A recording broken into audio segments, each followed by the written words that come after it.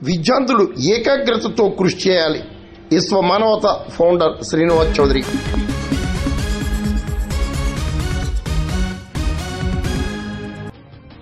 లక్ష్య సాధనకు విద్యార్థులు ఏకాగ్రతతో కృషి చేయాలని, తప్పక విజయం లభిస్తుందని విశ్వ మానవత ఫౌండర్ అల్లూరు శ్రీనివాస్ చౌదరి తెలిపారు.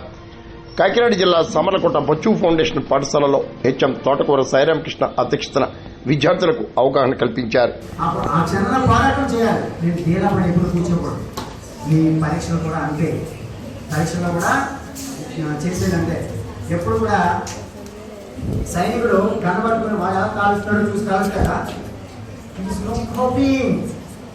Own talent, own energy, self reliance. ఏంటది?